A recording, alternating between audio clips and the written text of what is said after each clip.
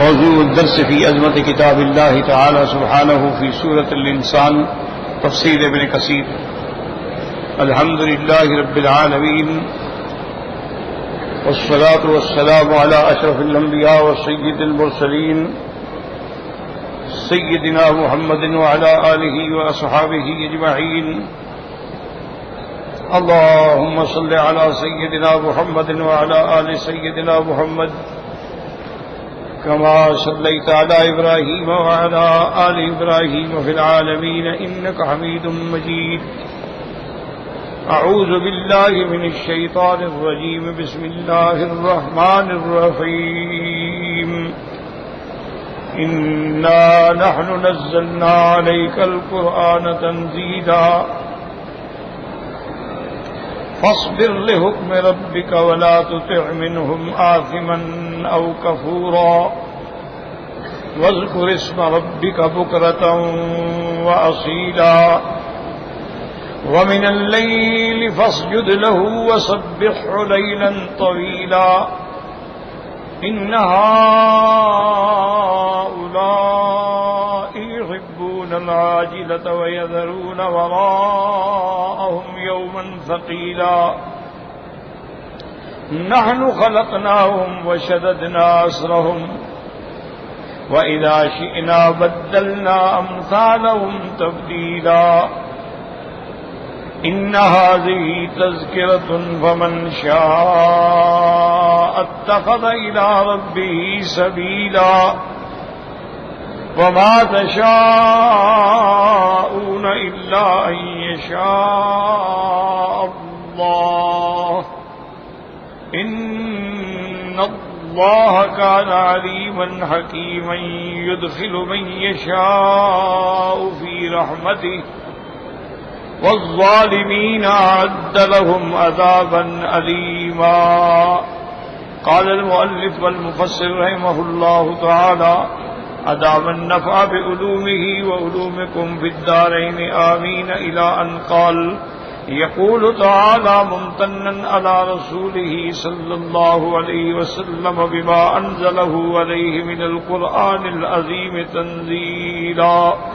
اب مفسر رحمۃ اللہ علیہ فرماتی ہیں کہ ان آیات میں اللہ نے اپنے احسان کا ذکر فرمایا اپنے نبی پاک حضور صلی اللہ علیہ وسلم پہ کہ جو اللہ نے آپ پہ قرآن اتارا اور قرآن ایسا آہستہ آہستہ تھوڑا تھوڑا کر کے اتارا. ایک تو قرآن اتارا پھر اس کو بھی مختلف اوقات میں اتارا. فاصبر لحکم ربک أي كما أمرتك بما أنزلت عليك فاصبر على قضائه وقدره واعلم أنه سيدبرك بحسن تدبيره. فاصبر اللہ نے حکم فرمایا کہ جیسے ہم نے آپ کو مقام دیا عزت دی آپ پر انعام فرمایا کہ آپ پہ ایسی عظیم کتاب فرمائی تو اب آپ پہ بھی لازم ہے کہ اس کی قضاء و قدر پہ راضی رہیں اور برداشت کریں اور صبر کریں. وَاعْلَمْ أَنَّهُ سَيُدَبِّرُكَ بِحُسْنِ تَدْبِيرِهِ اور جان لیں کہ اللہ کے قرآن جو ہیں آپ کو بہتر تدبیر سے تربیت دیں گے اس کے مطابق آپ چلیں گے تو کامرانی ہوگی. وَلَا تُطِعْ مِنْهُمْ آثِمًا أَوْ كَفُورًا أي لا تطع الكافرين والمنافقين إن أرادوا صدك عما أنزل إليك بل بلغ ما أنزل إليك من ربك وتوكل على الله فإن الله يعصمك من الناس فالآثم هو الفاجر في أفعاله والکفور هو الکافر قلبہ. اب اللہ پاک نے فرمایا کہ آپ کافروں اور منافقوں کی ہرگز بات نہ سنیں. وہ چاہیں گے کہ آپ کو روکیں اس بات سے کہ جو اللہ نے آپ پہ قرآن اتارا ہے آپ آگے نہ پہنچائیں تبلیغ نہ کریں لیکن آپ ان کی بات کی ہرگز توجہ بھی نہ کریں. وَتَوَكَّلْ عَلَى اللَّهِ اللہ پر بھروسہ رکھیں. اللہ تبارک و تعالی آپ کی لوگوں سے حفاظت فرمائیں گے. اللہ تبارک و تعالی آپ کی ہر طرح سے مدد اور نصرت فرمائیں گے. اب مفسر فرماتے ہیں کہ عاصم کا معنی ہوتا ہے فاجر یعنی جو بالکل گناہوں میں الجھا ہوا ڈوبا ہوا اور کھل کے ظاہر گناہ کرنے والا. اور کافر کہتے ہیں جو دل کا کافر ہے، یعنی دل میں تصدیق ہی نہیں کی اس نے اللہ اللہ کے رسول کی اور قرآن کی، چاہے لاکھ زبان سے کہتا رہے وَاذْكُرِ اسْمَ رَبِّكَ بُكْرَةً وَأَصِيلًا، اے اول النہار وآخرہ، اپنے رب کا ذکر کریں صبح بھی اور شام بھی۔ اور بعض علماء نے فرمایا اس میں نمازوں کے اوقات کا بھی اشارہ ہے۔ وَاذْكُرِ اسْمَ رَبِّكَ بُكْرَةً فرماتے ہیں صبح کی نماز مراد ہے، وَأَصِيلًا ظہر اور عصر کی نماز مراد ہے، وَمِنَ اللَّيْلِ اس سے مغرب اور عشاء کی نماز مراد ہے، اور آگے سبح سے تہجد کی عبادت مراد ہے، جیسے مفسر فرماتے ہیں وَمِنَ اللَّيْلِ فَاسْجُدْ لَهُ وَسَبِّحْهُ لَيْلًا طَوِيلًا، یعنی تہجد كَقَوْلِهِ تَعَالَى وَمِنَ اللَّيْلِ فَتَهَجَّدْ بِهِ نَافِلَةً لَكَ عَسَىٰ أَن يَبْعَثَكَ رَبُّكَ مَقَامًا محمودا، جیسے اللہ نے فرمایا رات میں بھی آپ تہجد پڑھیں، یہ آپ کے لیے اور زیادہ عبادت ہے۔ نافل کا معنی ہوتا ہے یعنی باقی عبادات پہ یہ عبادت اور زیادہ کی گئی تاکہ اللہ پاک آپ کو مقام محمود جو آپ کے لیے مقدر ہے وہ نصیب فرمائیں۔ جیسے دوسری آیت میں فرمایا یا ایھا المزمل، اے کپڑے میں لپٹنے والے، قم اللیل الا قلیلا، اللہ کی عبادت کے لیے ساری رات کھڑے ہوں مگر تھوڑا سا آرام کر لیں، یا نصفہ یا آدھی رات آرام اور آدھی رات عبادت، او انقص منہ قلیلا یا 2/3 آرام اور 1/3 عبادت، او زد علیہ اس سے زیادہ فرمانے ورتل القرآن ترتیلا، اور قرآن کو بنا بنا کے سنوار کے پڑھیں، اس کے ادائیگی کریں، حروف کی ادائیگی کا خیال رکھیں، اس کی مد شد کا خیال رکھیں، اس کے حروف کے ہم جہاں حروف جو املا کا غنہ کا خیال رکھیں۔ ثم قال تعالی منکرا علی الکفار ومن اشبہہم فی حب الدنیا والاقبال علیہا، اب اس کے بعد اللہ ان کافروں کا رد فرماتے ہیں، کافر یا ان جیسے جو محبت دنیا میں پڑ گئے ہیں اور دنیا پر متوجہ ہیں، دنیا کے علاوہ انہیں کسی چیز کا فکر نہیں ہے، والانسباب الیہا صرف دنیا کی طرف متوجہ ہیں، وَتَرَكَ الدَّارَ الْآخِرَةَ وَتَرَكَ الدَّارَ الْآخِرَةَ وَرَاءَ ظُهُورِهِمْ، گویا کہ انہوں نے دار آخرت کو جو ہے اپنے پشت کے پیچھے پھینک ڈالا ہے۔ إِنَّ هَٰؤُلَاءِ يُحِبُّونَ الْعَاجِلَةَ وَيَذَرُونَ وَرَاءَهُمْ يَوْمًا ثَقِيلًا، یہ وہ لوگ ہیں جو جلد بازی میں جلدی ملنے والی چیز کو محبوب رکھتے ہیں اور اپنے پیچھے جو بہت بڑا ثقیل دن ہے، ہیبتناک دن ہے، اس کو پھینکا ہوا ہے، بھولے ہوئے ہیں، یعنی قیامت کا دن۔ تو اس لیے اللہ تبارک و تعالیٰ نے مذمت کی ہے ان لوگوں کی، یاد رکھیں کہ جن کا حظ ہی صرف دنیا ہو، دنیا دنیا دنیا دنیا، ہر وقت پیسہ پیسہ پیسہ۔ وہ جیسے کسی اردو والے نے محاورے میں کہا ہے کہ ان کا تو حال یہ ہوتا ہے کہ کیسا نبی کیسا خدا، پیسہ نبی پیسہ خدا، بس ان کا تو نعوذ باللہ پیسہ ہی معبود ہے، پیسہ ہی مسجود ہے اور پیسہ ہی مقصود ہے، ان کو ادھر ادھر خیال ہی۔ اس لیے علماء فرماتے ہیں کہ یاد رکھو کہ اللہ نے جو دنیا بنائی ہے یہ نہیں ہے کہ ساری دنیا مذموم ہے، دنیا محمود بھی ہے۔ اگر یہ مال نہ ہوتے،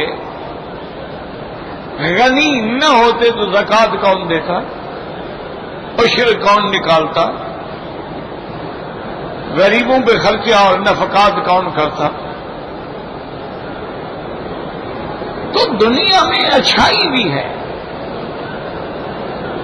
لیکن اس لیے قرآن نے ہمیں جو دعا سکھائی کہ ربنا آتنا فی الدنیا حسنۃ وفی الآخرۃ حسنۃ وقنا عذاب النار، دنیا میں بھی بھلائی اور آخرت میں بھی بھلائی۔ اب دیکھیں سیدہ خدیجہ کا مال ہے، کتنی مالدار خاتون ہے کہ مکے میں اس کے مقابلے پہ کوئی خاتون نہیں تھی، سارا مال محمد مدنی کے قدموں میں ڈال دیا۔ سیدنا ابا بکر رضی اللہ تعالی عنہ نے جب اسلام لائے ہیں تو اس دور میں ان کے پاس 40,000 دینار کی تجارت تھی. سارا مال حضور پہ قربان کر دیا، حتیٰ کہ کپڑے بھی نہیں تھے، اس کو کانٹے لگا کے بیٹھے ہوتے.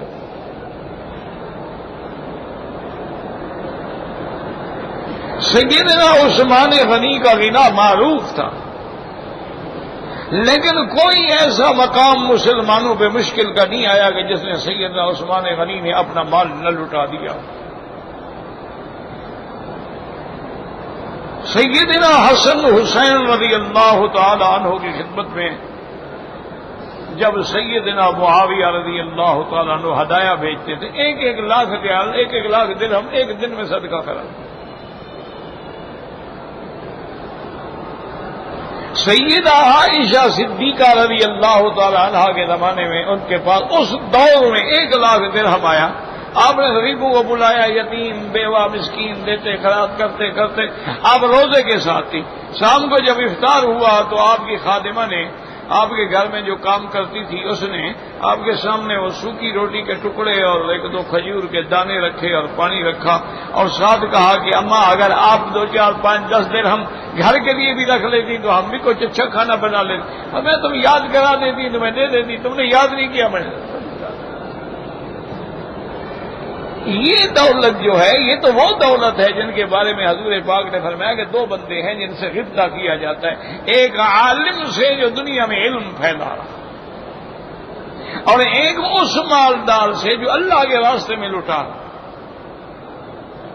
تو یاد رکھیں یہ معنی نہیں ہے کہ دنیا کی یہ دولت جو ہے بالکل نعوذ باللہ نہ آدمی تجارت کرے، نہ کاروبار کرے، نہ پیسہ رکھے، نہ پیسہ بنائے.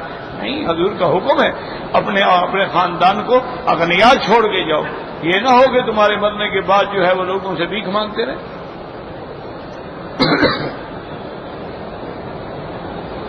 لیکن شرط یہی ہے کہ دنیا جو ہے تیرے دل کے اندر داخل نہ ہو جائے. اسی لیے اولیاء اللہ کی یہ صفت ہوتی ہے کہ دنیا ہے تو کوئی خوشی نہیں ہے تو غم نہیں. مل گیا لٹا دیا، نہیں ملا کوئی بات نہیں، اللہ کی رضا پہ راضی ہے. یہ اولیاء اللہ کی شان ہے. عام مسلمان کے لیے اتنا کافی ہے کہ اللہ نے مال دیا ہے، زکوٰۃ دو، صدقات دو، خیرات کرو، بس اتنا ہی کافی. جیسے کہ اس کی مثال جو ہے بعض علماء نے یہ بھی دی ہے کہ دولت کی مثال جو ہے وہ پانی کی مثال ہے. جیسے کشتی کے لیے پانی ہوتا ہے، اب کشتی کے نیچے پانی ہو تو کشتی تیرتی ہے اور وہی پانی اندر داخل ہو جائے ڈوب جاتی ہے. اگر تیری دنیا تیرے دین کے تابع ہے تو سبحان اللہ، اور اگر تیری دنیا نے دل میں گھر کر لیا ہے اور تم دین چھوڑ بیٹھے ہو تو پھر اس سے بڑی بربادی کوئی نہیں. اور یہ بھی یاد رکھ لیں کہ چند چیزیں ایسی ہیں، چند اعمال ایسے ہیں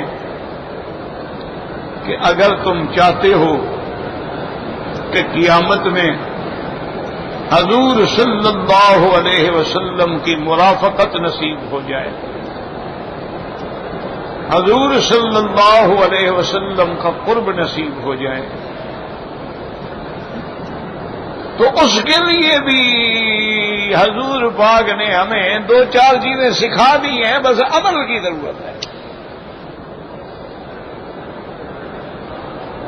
تم اگر چاہتے ہو کہ قیامت میں اللہ تیرا محشر اور مقام جو ہے حضور کے قریب بنائے، حضور کی مرافقت نصیب ہو، تو اس کے لیے بھی حضور نے ہمیں سب کچھ بتا دیا ہے. بات عمل کرنے کی. پہلی چیز یاد رکھو،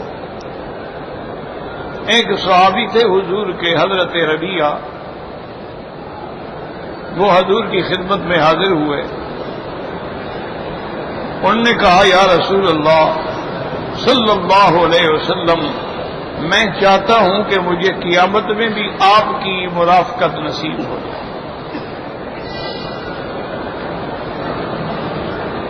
حضور نے فرمایا علیک بکثرت السجود، زیادہ نماز پڑھا کرو، زیادہ اللہ کے آگے سجدے کیا کرو، یہ کثرت سجود جو ہے یہ تمہیں قیامت والے دن میرے ساتھ کر دے گی۔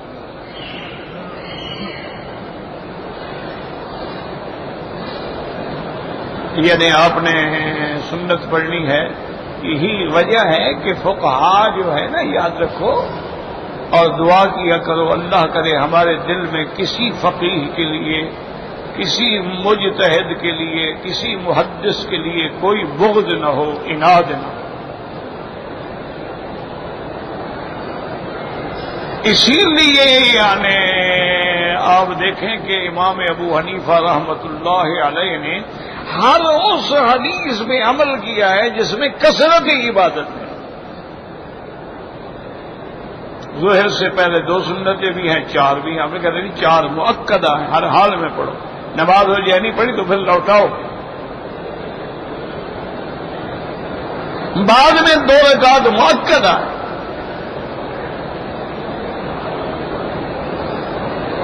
تو کثرت سجود جو ہے یہ بندے کو قیامت میں حضور کے ساتھ مرافقت نصیب کرتی ہے۔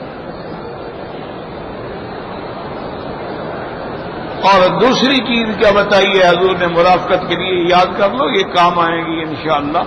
آپ نے فرمایا انا وکافر الیتیم ھکذا، فرمایا کہ جو یتیم کی حفاظت کرے، خدمت کرے، نگرانی کرے، کھانا پینا پلانا رکھنا اس کے ساتھ حسن سلوک کرے، وہ بھی قیامت میں میرے ساتھ ایسے ملا ہو۔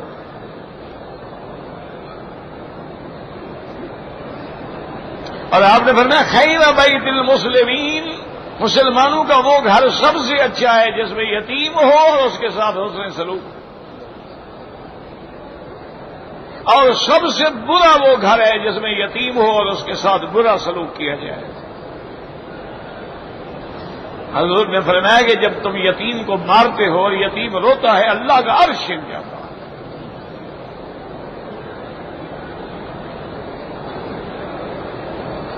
تو یتیم کے ساتھ محبت اور خدمت جو ہے یہ بھی آپ کو قیامت میں حضور کے ساتھ کر دے گی۔ یہ 2 چیزیں ہو گئی۔ اور تیسری چیز یہ ہے، حضور نے فرمایا کہ جس کو اللہ نے بیٹیاں دی ہیں، بیٹے نہیں ہیں، یا بیٹے بھی ہیں بیٹیاں بھی ہیں، اور اس نے اپنی بیٹیوں کی بڑی اچھی تربیت کی ہے، ان کو دین سکھایا ہے، اس کو پردہ سمجھایا ہے، اس کی عزت و عصمت کی حفاظت کی ہے، اس کو تعلیم دی ہے، اور پھر اچھا گھر دیکھ کے اس کی شادی کر دی ہے۔ پر میں جس گھر میں 2 جاریتین صرف 2 بیٹیوں کی بھی حفاظت کرے گا، وہ بھی قیامت میں میرے ساتھ اکٹھے ہو۔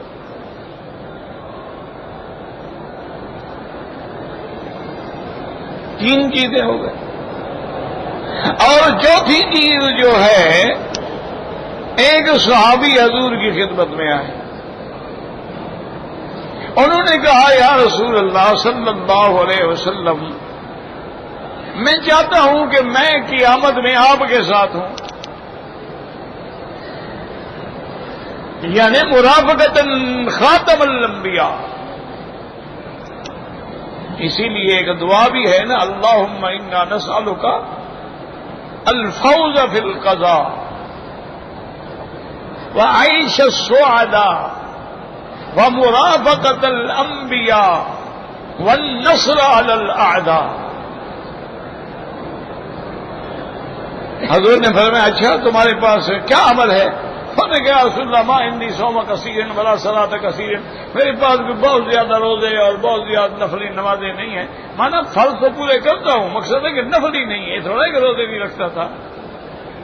یہ بات جاہل یہی معنی بنا لیتے ہیں، یہ نفلی نمازوں کی کیا ضرورت ہے؟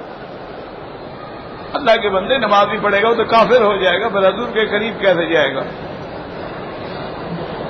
انہوں نے کہا حضور میرے پاس بہت زیادہ عبادات نہیں ہیں، بس ایک شے ہے کہ میں آپ سے محبت بے انتہا کرتا ہوں،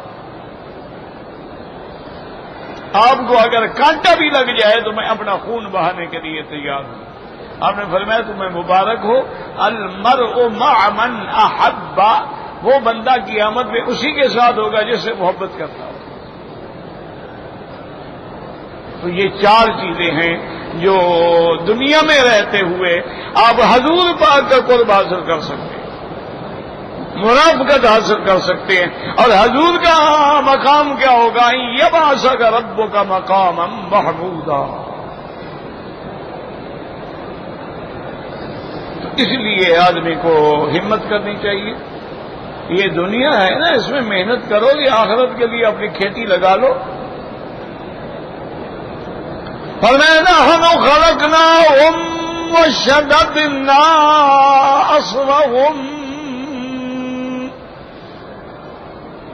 وَإِذَا شِئْنَا بَدَّلْنَا أَمْثَالَهُمْ تَبْدِيلًا وَإِذَا شِئْنَا بَعَثْنَاهُمْ يَوْمَ الْقِيَامَةِ وَبَدَّلْنَاهُمْ وَأَعَدْنَاهُمْ خَلْقًا جَدِيدًا وَهَذَا اسْتِدْرَاجٌ بِالْبَدَاءَةِ وَالرَّجَاةِ. اللہ نے فرمایا میرے محبوب ان کو سمجھائیں کہ ان کو ہم نے پیدا کیا ہے. پیدا کرنے والا کون ہے؟ اللہ ہے. قل اللہ خالق کل شیء، وہی ذات ہے جس نے پیدا کیا. وہی ذات ہے کہ جس نے ساری مخلوق کو پیدا کیا اور انسانوں کو بھی پیدا کیا ہے. وَشَدَّدْنَا أَسْرَهُمْ، اور ہم نے ان کے جوڑوں کو بہت سختی سے مضبوطی سے باندھا ہے. کیا مانا کہ اللہ نے انسان میں، اب آپ دیکھیں نا جی کہ صرف ہاتھ ہے، اس میں کتنے جوڑ ہیں؟ ایک انگلی میں کتنے جوڑ ہیں؟ پھر 5 میں کتنے جوڑ ہو گئے؟ پھر آپ کی کلائی میں کتنے جوڑ ہیں؟ پھر آپ کے مرفق میں کتنا جوڑ ہے؟ پھر آپ کے کندھے میں کتنا جوڑ ہے؟ پھر آپ کے گھٹنوں میں اور پاؤں میں اور انگلیوں میں کتنے جوڑ ہیں؟ اور اللہ فرماتے ہیں ہم نے اس جوڑوں کو ایسا قوت سے باندھ دیا ہے کہ اگر 100 سال عمر ہے تب بھی یہی چل رہے ہیں. پہلے زمانے میں بعض لوگوں کی عمر جو ہے 3-3 ہزار سال ہوتی تھی، جیسے نوح علیہ السلام، ان کے وہی جوڑ کام کر. 500 سال عمر ہوتی تھی، وہی جوڑ کام کر. یعنی آپ یقین کریں کہ آج لوہے کے بھی اگر آپ ایسی کوئی چیز بنائیں، جوڑ بنائیں، وہ بھی 20 سال 30 سال 40 سال 50 سال 100 سال کے بعد ختم ہو جائیں گے. یا زنگ لگ جائے گا، یا گھس جائیں گے، یا وہ لوہا جو ہے کمزور ہو جائے گا. دیکھا نہیں عمارتوں میں کتنے بڑے بڑے گارڈر اور بڑے بڑے ٹیئر آپ ڈالتے ہیں، کتنے عرصے کے بعد ختم. آپ لوہے کے پل بناتے ہیں، کتنے عرصے کے بعد ختم. اللہ نے فرمایا اسی پہ غور کر لو کہ اگر ہم اس کو ایسے بنانے پہ قادر ہیں تو اس کو فنا کرنے پہ بھی قادر ہیں، اور اگر اس کے بنانے پہ قادر ہیں تو دوبارہ بنانے پہ بھی قادر ہیں. نحن خلقناہم وشددنا اسرہم وَإِذَا شِئْنَا بَدَّلْنَا أَمْثَالَهُمْ تَبْدِيلًا. یاد رکھیں اس میں 2 ترجمے ہیں. ایک وہ ہے جو مفسر نے کیا، وَإِذَا شِئْنَا کہ اگر ہم چاہیں تو قیامت میں جب ان کو دوبارہ کھڑا کریں گے تو اللہ تبارک و تعالیٰ فرماتے ہیں ان کے بجائے بَدَّلْنَاهُمْ أَحْسَنَ تَبْدِيلًا، بہتر ان کو شکل عطا فرما دیں، یعنی دوبارہ پیدا کریں. کیونکہ دوبارہ پیدا کر کے تو کوئی بوڑھا بھی نہیں ہوگا، سب جوان ہو گئے جنت میں جائیں گے. اگر نعوذ باللہ جہنم ہے تب بھی جوان ہو گئے جہنم میں جائے گا، تو شکل بدل دی نا دوبارہ. ایک ترجمہ یہ ہے. اور بعض علماء نے فرمایا کہ وَإِذَا شِئْنَا بَدَّلْنَا أَمْثَالَهُمْ تَبْدِيلًا. میرا محبوب اگر یہ کافر ہیں اور منکر ایمان نہیں لے آتے، ہم اس بات میں بھی قادر ہیں ان کو دنیا میں فنا کر دیں اور ان کے بجائے اور لے آئیں. اب دیکھیں نا جی کہ قوم نوح علیہ السلام کو اللہ نے غرق کر، لیکن پھر قوم نوح علیہ السلام کی اولادوں میں اللہ نے کتنی نسلیں پیدا کر دی. اللہ تبارک و تعالیٰ نے قوم لوط کو بالکلیہ برباد کر دیا، لیکن ان کے بعد پھر اور قومیں پیدا ہو گئی. تو اللہ نے فرمایا ہم تو اس بات پہ بھی قادر ہیں کہ ہم ان کو مٹا دیں. الا ان نبدل امثالکم، تمہاری طرح ایک اور مخلوق لے آئے. تو یہ 2 قول ہو گئے. اور ایک تیسرا قول بھی ہے مفسرین کا، فَإِذَا شِئْنَا بَدَّلْنَا أَمْثَالَهُمْ تَبْدِيلًا. تبدیلا، میرے محبوب آپ صبر کریں، ہم جب چاہیں گے ان سے بہتر ہم تمہیں عطا فرما دیں گے۔ مکہ میں تمہارے دشمن ہیں، کافر ہیں، مشرک ہیں، مدینے میں جب آپ جائیں گے تو سارے محبت کرنے والے، جان نچھاور کرنے والے ہم آپ کو دے دیں، ہم تبدیل کر دیں گے، بدلنا امثالہم تبدیلا، کہ ہم انصار آپ کو عطا فرما دیں گے۔ اسی لیے کبھی کبھی حضور فرماتے تھے الانصار شعار والناس دثار، یا حضور بڑے فصاحت ہیں نا، اور جوامع الکلم ہے نا، کہ ایسا کلمہ بولتے ہیں جس میں کروڑوں معنی ہیں۔ پر میں الانصار شعار، شعار کہتے ہیں وہ کپڑا جو تمہارے بدن کو لگا ہوا ہے، اور دثار کہتے ہیں وہ کپڑا جو تم نے اس کے اوپر اوڑھا ہوا ہے۔ اور میں انصار تو میرے شعار ہیں، وہ تو میرے جسد کے قریب ہیں، باقی لوگ تو دثار ہیں۔ یعنی کتنی بڑی محبت ہے۔ اور اللہ کے نبی نے فرمایا کہ اگر اللہ مجھے اختیار دیتے کہ کون سی وادی اختیار کر دو تو میں انصار کی وادی اختیار کرتا۔ تو اللہ نے ایسے جانثار عطا فرمائے، ایسے محبت کرنے والے عطا فرمائے، جنہوں نے اپنا سب کچھ محمد مدنی پہ قربان فرما دیا۔ جیسے فرمایا نحن خلقناہم وشددنا اسرہم وإذا شئنا بدلنا امثالہم تبدیلا۔ مفسر فرماتے ہیں وہذا استدلال بالبداءۃ علی الرجعۃ، یعنی یہ دلیل ہے کہ جو اب اول بنانے پہ قادر ہے وہ تمہیں دوبارہ بنانے پر بھی قادر ہے۔ وقال ابن زید و ابن جریر وَإِذَا شِئْنَا بَدَّلْنَا أَمْثَالَهُمْ تَبْدِيلًا، أي إِذَا شِئْنَا أَتَيْنَا بِقَوْمٍ آخَرِينَ غَيْرَهُمْ، ہم ان کے بجائے اور قوم لے آئے۔ جیسے اللہ فرماتے ہیں يَشَاءُ يُذْهِبْكُمْ أَيُّهَا النَّاسُ وَيَأْتِ بِآخَرِينَ، اللہ چاہے تمہیں فنا کر دے اور لے آئے۔ وَكَانَ اللَّهُ عَلَى ذَلِكَ قَدِيرًا، وجیسے اللہ نے فرمایا يَشَاءُ يُذْهِبْكُمْ وَيَأْتِ بِخَلْقٍ جَدِيدٍ، اللہ چاہے تمہیں ختم کر دے اور خلق جدید لے آئے۔ وَمَا ذَلِكَ عَلَى اللَّهِ بِعَزِيزٍ۔ ثُمَّ قَالَ تَعَالَىٰ إِنَّ هَٰذِهِ تَذْكِرَةٌ، یعنی هذه سورہ، یہ سورت مبارک جو ہے یہ عبرت دلانے والی ہے، یہ یاد دلانے والی ہے، یہ جھنجھوڑنے والی ہے۔ فمن شاء اتخذ الى ربه سبیلا، اے طریقا ومسلکا، اے من شاء اهتدى بالقرآن، اب جو چاہے قرآن کے ذریعے ہدایت کا رستہ پکڑ لے اور اس پہ چل پڑے۔ جیسے اللہ فرماتے ہیں ماذا علیہم لو آمنوا باللہ والیوم الآخر، اگر وہ ایمان لے آئیں تو اللہ کے لیے کیا ہے۔ جیسے فرماتے ہیں ثم قال تعالی وما تشاءون الا ان یشاء اللہ، اے لا يقدر احد ان يهدي نفسه ولا يدخل في الايمان ولا يجر لنفسه نفعا، اللہ نے فرمایا کسی کی طاقت نہیں کہ اپنے آپ کو ہدایت دے دے، اپنے لیے نفع حاصل کر لے، سب کچھ اللہ کی ہدایت سے ہوتا ہے۔ من يهد الله فلا مضل له ومن يضلله فلا هادي له، جس کو اللہ چاہیں ہدایت دے دیں اور جس کو اللہ چاہیں گمراہ کر دیں۔ اسی لیے علامہ اقبال نے بھی کہا تھا کہ یہ اللہ کی شان ہے کہ بلال از حبش صہیب از روم، بلال دیکھو کہاں حبشے سے آیا، صہیب روم سے آیا، ابو جہل مکہ ہی جب اللہ جبی، وہ جنت کا سردار بنا اور ابو جہل جہنم کا حقدار بنا۔ یہ میرے مولا کی شان ہے، جو چاہے کر۔ ہدایت دینے پہ آ جائے تو بلال کو جنت کا سردار بنا دے، اور ناراضی پہ آ جائے تو ابھی لہب عتبہ عتیبہ شیبہ ربیعہ ولید سب کو جہنم کا ایندھن بنا دے، حالانکہ وہ تو حضور کے رشتے دار تھے۔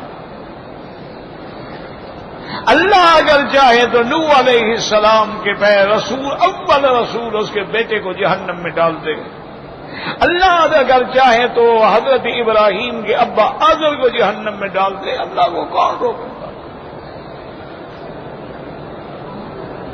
اسی لیے جب ابو طالب ایمان نہیں لائے نا تو حضور روتے ہوئے اٹھے، حضور کے آنسو بہے کہ اتنا میرا محسن میرا خدمت گزار، میرا وفادار، ہر جگہ میرا ساتھ دینے والا، افسوس ہے کہ ایمان نہ لایا جہنم۔ تو اس میں بھی اللہ کی ناراضگی آ گئی کہ میرے محبوب آپ کیوں غم کر رہے ہیں؟ انک لا تہدی من احببت، آپ کے پاس ہدایت نہیں ہے کہ جس کو محبوب رکھیں ہدایت دے، ہدایت تو میرے ہاتھ میں، میری مرضی۔ یعنی بجائے تسلی کے الٹا عتاب آ گیا۔ اللہ اکبر، اللہ اکبر۔ اللہ پاک امتحان سے بچائے۔ ایک روایت میں آتا ہے کہ حضرت علی رضی اللہ تعالی عنہ حضور کے پاس آئے اور کہا ان امک الدار قد مات، یا رسول اللہ تیرا گمراہ چاچا مر گیا، اب میرے لیے کیا حکم ہے؟ میں اس کو دفن بھی کر سکتا ہوں کہ نہیں کر سکتا؟ اگر آپ کی اجازت نہ ہو تو میں اس کے دفن میں بھی نہیں جاؤں گا۔ آپ نے فرمایا فبارے ہو جاؤ، اس کو دفن کرو۔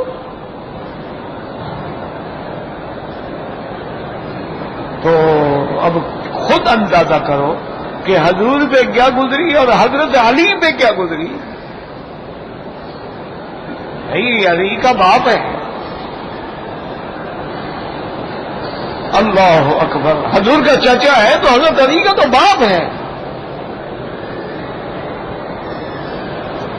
اور وہ خود آگے کہہ رہے ہیں کہ یا محمد ان امک الضال قد مات، آپ کا وہ گمراہ چاچا مر گیا، اب میرے لیے کیا حکم ہے؟ یعنی صحابہ اتنے پابند تھے کہ اگر اللہ حکم دیتے کہ جنازہ کیا اور دفن کیا اور کفن کیا تو حضرت علی نہ جاتے۔ یہ مقام ہے نا ایمان کا۔ حضور نے اجازت دی تو انہوں نے جا کے دفن کیا۔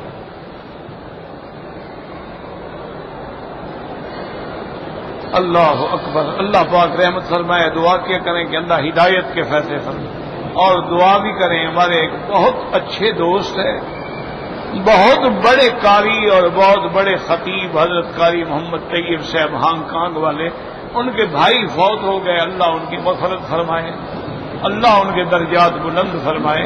وہ کبیر والا میں رہتے تھے، تو آج ہی ان کی وفات ہو گئی ہے۔ اسی طرح ہمارے بہت بڑے بزرگ، اور اس دور میں، اس زمانے میں، یعنی علاقے میں ان جیسا ہم نے آدمی صحیح العقیدہ، شریعت اور طریقت میں مضبوط چلنے والا بندہ نہیں دیکھا۔ میاں مسعود احمد دین پوری رحمت اللہ علیہ، ان کی بیوی وفات ہو گئی، اللہم اغفرہم وارحمہم وتجاوز عنہم۔ اور دعا کریں جتنے بھی فوت ہو گئے اللہ سب کی قبروں پہ کروڑوں رحمتیں فرمائے، اور جو زندہ ہیں ہدایت نصیب فرمائے، جو بیمار ہیں شفا نصیب۔ الا یشاء اللہ ان اللہ کان علیما حکیما، علیم بمن یستحق الہدایہ ویسرھا لہ ویقبضھا ویقید لہ اسبابھا۔ اللہ جانتے ہیں کہ ہدایت کا مستحق کون ہے، اس کے لیے ہدایت کا رستہ آسان کر دیتے ہیں، اسباب بھی پیدا فرما دیتے ہیں۔ ومن یستحق الغوایۃ، اور جو گمراہی کا حقدار ہے اس کو ہدایت سے پھیر دیتے ہیں۔ وَلَهُ الْحِکْمَةُ الْبَالِغَةُ وَالْحُجَّةُ الدَّامِغَةُ، اسی کی حکمتیں ہیں، وہ جانے، اس کے راز جانے۔ وَلِهَذَا قَالَ تَعَالَى فَإِنَّ اللَّهَ كَانَ عَلِيمًا حَكِيمًا، اللہ علم والے ہیں اور حکمت والے ہیں، جس کو ہدایت دیں جس کو نہ دیں۔ يُدْخِلُ مَن يَشَاءُ فِي رَحْمَتِهِ، جس کو چاہے رحمت میں داخل کر دیں۔ وَالظَّالِمِينَ أَعَدَّ لَهُمْ عَذَابًا أَلِيمًا۔ مانا کیا ہوگا؟ یہدی من یشاء ویضل من یشاء ومن یہد فلا مضل له ومن یضلل فلا ہادی له۔ وہ جس کو چاہے ہدایت دیں اور جس کو چاہے گمراہ کریں، بس جس کو چاہے ہدایت دے اس کو کوئی گمراہ نہیں کر سکتا، اور جس کو گمراہ کر دیں اس کو کوئی ہدایت نہیں دے سکتا۔ الحمدللہ، آخر تفسیر سورۃ الانسان وللہ الحمد والمنہ۔ ہم نے سورۃ الدہر اور سورۃ الانسان کی تفسیر اللہ کی رحمت سے پڑھی، انشاءاللہ اللہ نصیب فرمائیں گے اس کے بعد سورۃ المرسلات۔ واللہ اعلم۔ وہ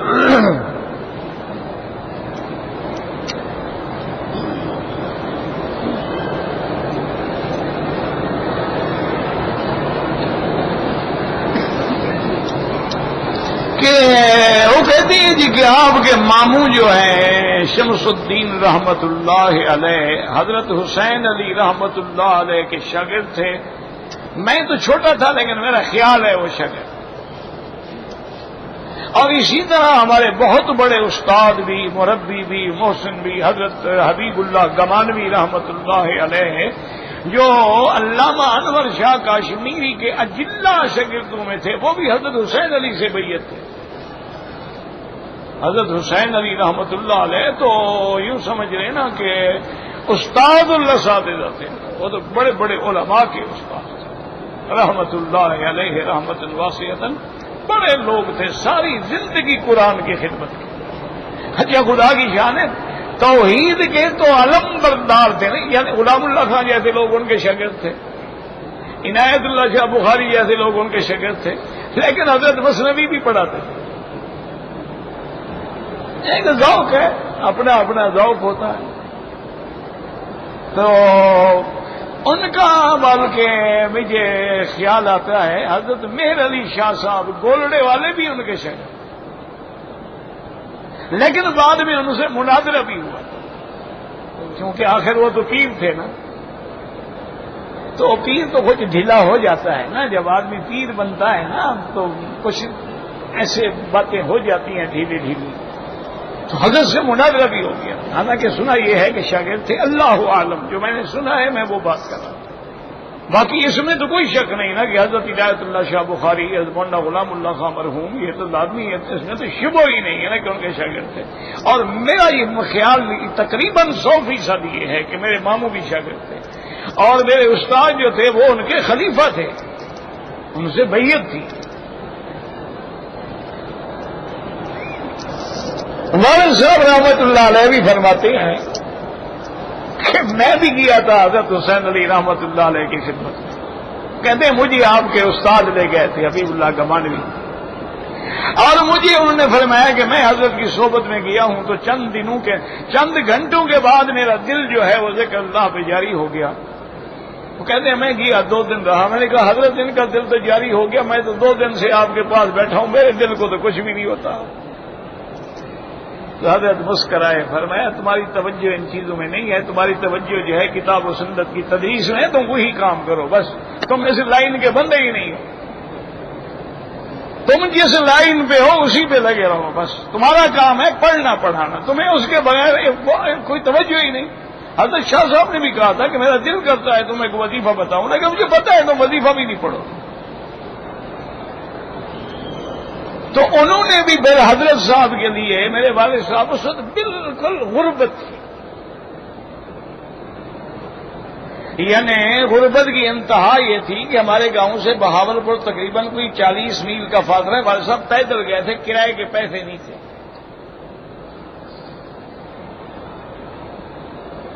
تو گاڑی لیٹ ہو گئی تو حضرت والد صاحب فرماتے ہیں میری عین شباب تھا، جوانی تھی، میں تازہ دیوبند سے بازار علوم سہارنپور سے فارغ ہو کے آیا تھا. تو حضرت شاہ جی بیٹھے تھے، ہزاروں علماء کا مجمع تھا جہاں شیخ الحدیث بیٹھے ہوں. تو میں آہستہ جگہ بناتے فرسٹ کلاس کے ڈرائنگ روم میں حضرت کے پیچھے چلا گیا اور حضرت کو مٹھیاں بھرنی شروع. فرماتی ہے کہ حضرت نے ایک دفعہ تو دیکھا کون ہے، پھر اس کے بعد بے تکلف تھے، کبھی یہ ہاتھ دے دیتے، کبھی یہ ہاتھ دے دیتے، کبھی یہ ٹانگ ادھر کر دیتے، کبھی یہ ٹانگ. میں بھی زور لگا کے جناب مٹھیاں بھر رہا تھا، سردیوں کا زمانہ تھا، میں پسینہ پسینہ ہو گیا. 2 گھنٹے کے بعد گاڑی آ گئی. والد صاحب فرماتے ہیں مجھے کسی نے پیسے دیے تھے کہ حضرت کے ساتھ تم بھی چلے جاؤ گاڑی میں. حضرت شیخ آباد اور پھر لاہور اس طرح جا رہے تھے. تو میں 3rd کلاس میں تھا اور حضرت کے لیے تو بہرحال اہتمام کیا گیا تھا 1st کلاس کا. تو فرماتے ہیں کہ مولانا محمد صادق رحمت اللہ علیہ جو امور مذہبیہ جامعہ اسلامیہ عباسیہ بہاولپور کے پہلے محتمم تھے، ڈائریکٹر تھے، وہ پریڈ فارم میں بلا رہے تھے اور خیر امت صاحب مولی خیر امت کی طرح ہو. میں جناب رش میں پھنسا ہوا، آواز سنی تو نکلتے حضرت بلا رہے. میں ڈبے میں آیا، کہتے ہیں سارے بڑے بڑے علماء، یعنی شیخ الجامعہ اور مولانا احمد علی صاحب علامہ ارشد کے والد، اور مولانا عبید اللہ اور مولانا محمد صادق صاحب، بڑے لوگ سب کھڑے ہیں۔ تو حضرت یوں بیٹھے ہوئے تھے، یوں سر اٹھایا، فرمایا کہ خیر محمد، تم نے مجھے 2 گھنٹے خدمت کر کے آرام پہنچایا ہے، میں اللہ سے دعا کرتا ہوں اللہ تجھے ہمیشہ آرام سے رکھے۔ اور فرمایا میرا دل کرتا ہے کہ تمہیں کوئی وظیفہ دوں، لیکن تم وظیفے نہیں پڑھو گے، تمہاری یہ لائن ہی نہیں ہے، تم پڑھنے پڑھانے والے آدمی ہو۔ تمہیں ایک وظیفہ بتاتا ہوں کہ روزانہ 1 آیت قرآن کی اور 1 حدیث بخاری شریف کی، اس کا ترجمہ کر دیا کرو۔ آدمی ہوں نہ ہوں، اکیلے ہو، بندے ہیں، درس ہے، کوئی ہے، 1 آیت کم از کم، زیادہ ہو تو سبحان اللہ، اور 1 حدیث مبارک بخاری شریف سے پڑھا دی، یہی تمہارا وظیفہ ہے۔ تو حضرت محمد شیخ صادق نے عرض کیا کہ حضرت سب کے لیے اجازت دینے، سارے علماء کو اجازت دینے، صرف مولوی خیر احمد کو دے رہے ہیں۔ آپ نے یہ لفظ فرمایا خاصتاً لہو، خاصتاً لہو، صرف اس کو اجازت۔ انہوں نے پھر کہا کہ حضرت سب کو اجازت دے دیں۔ فرمایا خدا کے بندے، یہ میرا شاگرد بھی نہیں ہے، اس نے تو حضرت خلیل احمد سہارنپوری سے پڑھا ہے، اس نے تو شیخ الہند رحمت اللہ علیہ سے پڑھا ہے، اس نے تو شیخ یحییٰ رحمت اللہ علیہ سے پڑھا ہے۔ تم لوگوں کو تو شرم آئی، مجھے کسی نے مٹھیاں نہیں بھری، اس کو تو شرم نہیں آئی، اس کو تو علم کا تکبر نہیں تھا، یہ تو میری 2 گھنٹے بیچارہ خدمت کرتا رہا۔ تم لوگوں نے ہزار کی شیروانیاں پہنی ہوئی ہے، یہ غریب نے بیچارے نے ایک پرانی پھٹی پرانی چادر اوڑی ہوئی ہے، یہ مستحق ہے کہ تم وظیفوں کے مستحق ہو، اور کسی کو اجازت نہیں، صرف اس کو اجازت۔ فارغ صاحب فرماتے ہیں میں نے بھی اسی دن سے پڑھنا شروع کر دیا، اور فرماتے ہیں اللہ جانے اس بزرگ کی دعا تھی کہ کیا تھا، بس ایسے یعنی انقلاب آتا گیا نا جی۔ 2 سال کے بعد والد صاحب اپنے علاقے کے سب سے بڑے ذمہ تھے۔ اللہ کبھی کوئی آ رہا ہے 10 ایکڑ زمین دے رہا ہے، کوئی 2 ایکڑ دے رہا ہے، کوئی 1 ایکڑ دے رہا ہے، کوئی 1 بیگھہ دے رہا ہے، فرماتے ہیں ایسے اللہ نے مسخر کر دیا لوگوں کو۔ تو یہ بڑی باتیں ہیں میرے بھائی، وہ لوگ تھے۔ اصل بات یاد رکھو قرآن و حدیث۔ ایک بات کیا،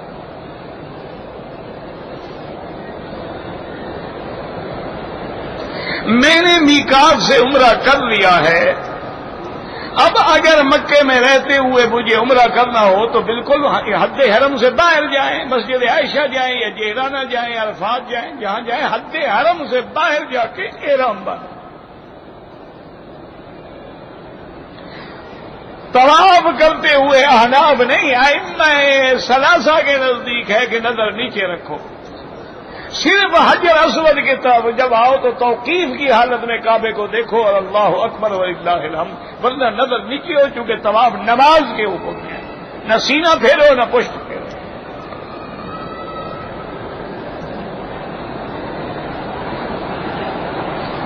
کہتے جی کہ میں نماز جنازہ میں مثلا 2 تکبیریں امام کہہ چکے تھے، بعد میں شامل ہوا، کوئی بات نہیں، آپ دعا کریں، اور جب امام سلام پھیرے تو جلدی جلدی اللہ اکبر السلام علیکم، تکبیریں پوری کر لیں اپنے، جیسے نماز میں رکعتیں پوری کرتے ہو، جنازے میں تکبیریں پوری کر لو، بس بات اتنا ہے۔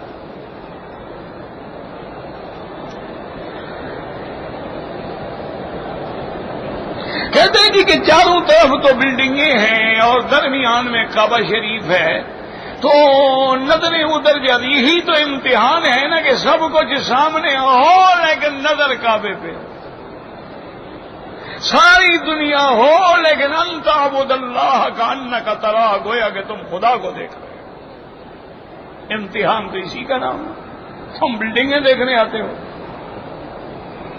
اور پھر کوئی دنیا میں بلڈنگ کعبے سے اونچی ہے ہی نہیں دنیا میں، یہ تمہاری کم علمی ہے۔ کعبہ تحت الثری سے لے کر 7ویں آسمان تک ہے، اس سے کون اونچی بلڈنگ بنا سکتا ہے؟ کعبہ تو آسمانوں پر بھی کعبہ ہے، زمینوں میں بھی کعبہ ہے، نہ اس سے کسی کی بنیاد مضبوط ہے، نہ اونچائی اس سے کسی کی زیادہ ہے، اور نہ یہ کسی بلڈنگ جو ہے اس کے بعد بنا ہے۔ اول بیت وضع للناس الذی ببکۃ مبارکا، اللہ اکبر۔ اسی لیے ایک اللہ والے کی خدمت میں کسی بزرگ نے، بادشاہ نے آ کے اتنی بڑی تھیلی سونے کی اشرفیوں کی پیش کی، حضرت نے دیکھی بھی نہیں، اٹھ کے چلے گئے۔ تو بادشاہ نے کہا کہ عجیب بات ہے، اور اس نے وزیر سے کہا بھی میں تو نہیں پوچھتا، کمال ہے، کم سے کم جو لیتے نہیں تھے نظر ہی نہیں ڈالی۔ انہوں نے فرمایا کہ جب کہ ہماری نظر اللہ کی رحمت میں پڑ گئی ہے، ادھر نظر جاتی ہی نہیں، کیوں دیکھیں، ضرورت ہی نہیں ہے۔ کمال تو یہی ہے نا جناب کہ خوبصورت بیوی ہے، موسم بڑا شاندار ہے، بستر بڑا نفیس ہے، لیکن وہ اٹھ کے تہجد پڑھا ہے۔ سب کو چھوڑو، ایک سے جوڑو بس۔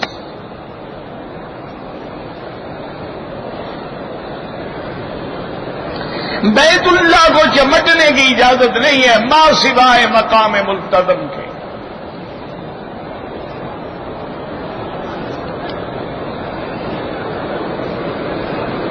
میرا نکاح جو ہے ایک بریلوی مولوی نے پڑھا تھا، حجاب قبول تو کرایا تھا اور ٹھیک ہو گیا، خیر میرے کوئی مسئلہ نہیں۔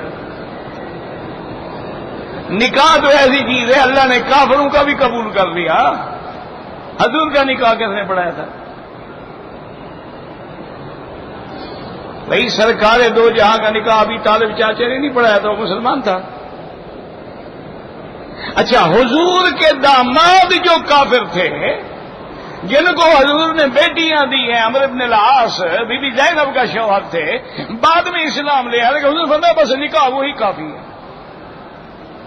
دوبارہ نہیں، فکر نہ کرو، بیوی پکی ہے، جان چھڑانی ہے تو اور کئی رستے ہیں۔ اب اس کو یاد آیا ہے کہ میرا مولوی نکاح پڑھانے والا ہے صاحب۔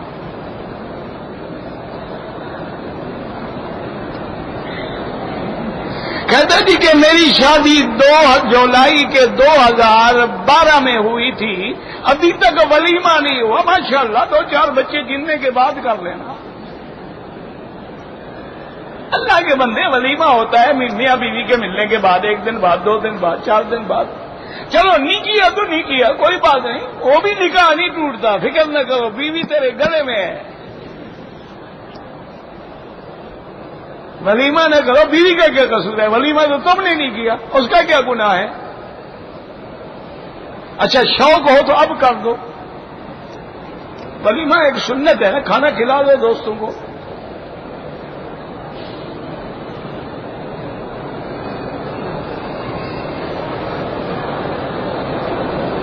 کہتے ہیں جی کہ میں جو ہے خلیج میں رہتا ہوں اور میں بڑا پریشان، کس امام کو فالو کروں؟ جناب جس کو بھی کرو گے حق ہے، کوئی بات ختم ہوگی۔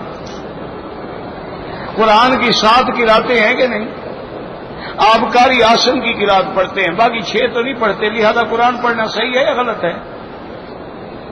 تو یہ کیا آئے اختلاف ہے؟ تو تیرے دماغ میں خناس ہے، یہ اختلاف نہیں ہے، ورنہ 7 قراتیں مختلف ہیں۔ ہم لوگ جو ہیں وہ قاری عاصم کی بے روایت حفظ پڑھتے ہیں، باقی ہم نہیں پڑھتے، لیکن چونکہ 7 روایتیں صحیح ہیں، ہم ایک پہ پڑھ رہے ہیں تو گویا صحیح قرآن پڑھیں۔ 4 امام برحق ہے، ہم ایک کی پیروی کریں تو صحیح کریں۔ اس میں کون سا تمہیں جی پریشانی ہو گئی ہے؟ پریشانی نہیں ہے، دین سے بھاگنے کے طریقے ہیں۔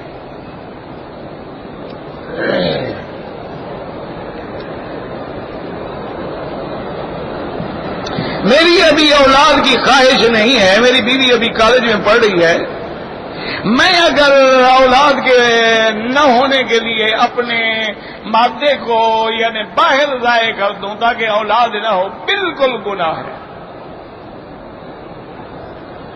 عزل جو ہے وہ حرام ہے، اتنا اولاد زیادہ ہو گئی، بیوی بیمار ہو گئی، تحمل نہیں کر سکتی، وہاں وقفے کرنے کی اجازت ہے۔ اور خدا کا شکر کرو، بچوں والی نہیں پڑھتی ہیں، کئی بچوں والی عورتیں ہیں جن کو میں جانتا ہوں، انہیں قرآن حفظ کیا ہے، 2 بچے بھی ہیں۔ قرآن حفظ کرنا تو بہت مشکل ہے نا کالج پڑھنے سے۔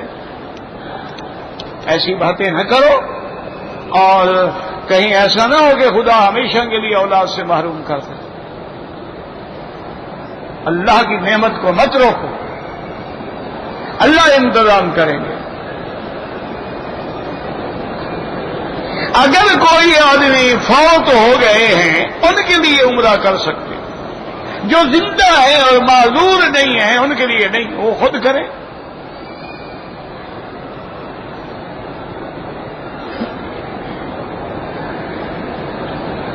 ہم حالت احرام میں کریم یا کوئی جام اگر کریم میں خوشبو ہے تو لگانے سے دم پڑ جائے گی، اگر خوشبو نہیں ہے تم نے بھی مجبوری لگائی ہے، فیشن کے لیے نہیں۔ اللہ کو حج اور عمرے میں وہ لوگ پسند ہیں کہ بال کھلے ہیں، مٹی پڑی ہے، احرام میلے ہو گئے ہیں، اور پھر پکارے ہیں لبیک اللہم لبیک لبیک لا شریک لک لبیک الحاج الشعث والطفل۔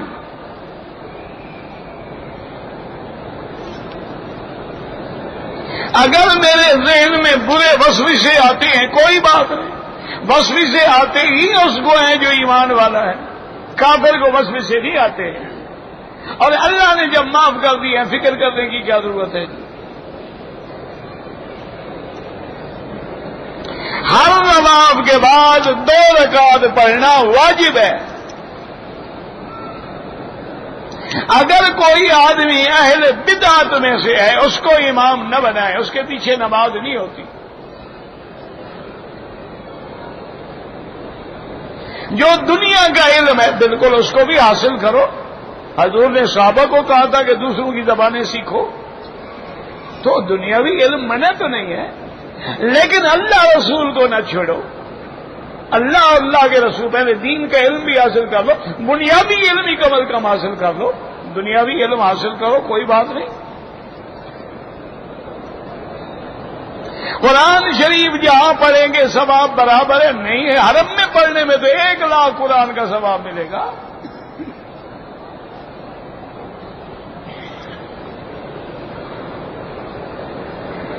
بیٹی کا نام ارحم رکھنا چاہتا ہوں، کوئی حرج نہیں، یعنی زیادہ مہربانی کرنے والا۔ شدت فقر سے نجات کے لیے دعا کیا کریں، اللہم انی اعوذ بک من الکفر والفقر واعوذ بک من عذاب القبر، یہ دعا کیا کریں اور استغفار زیادہ پڑھا کریں۔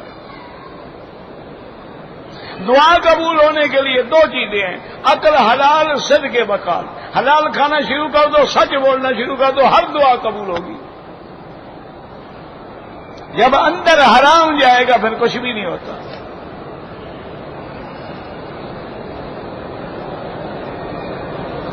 اللہ کے نبی اپنے قبور میں بالکل زندہ ہیں۔ جب اللہ کے نبی نے فرما دیا زندہ ہے، باقی تشبیہیں دینا کس طرح زندہ ہے یہ گستاخی ہے، یاد رکھو۔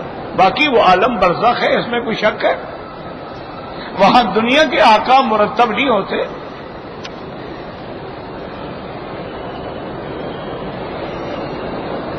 میری ڈیوٹی رات کی ہے، جب صبح سو جاتا ہوں تو نمازیں قضا ہو جاتی ہیں، یعنی ڈیوٹی تو کبھی قضا نہیں ہوتی۔ بندوں کی ڈیوٹی کا اتنا شرم ہے، خدا کی ڈیوٹی کا کوئی حیا نہیں، بالکل مجرم ہو، عمدن قضا کر رہے ہیں۔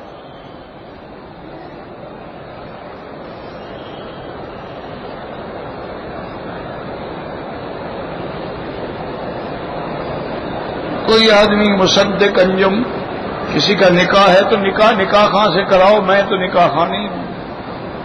یہاں قانون ہے کہ نکاح معذون شرعی سے کیا جاتا ہے، یا ہر ملک والے اپنے سفارت خانے سے جا کر فارم وغیرہ بھروا کے اجازت لے کے آتے ہیں، پھر حرم میں نکاح ہوتا ہے، ایسے کسی کو اجازت نہیں ہے۔ ربنا تقبل منا انک انت السمیع العلیم یا حی یا قیوم یا ذا الجلال والاکرام یا ذا الجلال والاکرام یا ذا الجلال والاکرام اللهم فرج هم المهمومين، نفس كرب المكروبين، واقض الدين عن المدينين، واشفنا واشف مرضانا ومرضى المسلمين، واشفنا واشف مرضانا ومرضى المسلمين، واشفنا واشف مرضانا ومرضى المسلمين. اللهم إنا نسألك إيمانا لا يرتد ونعيما لا ينفد.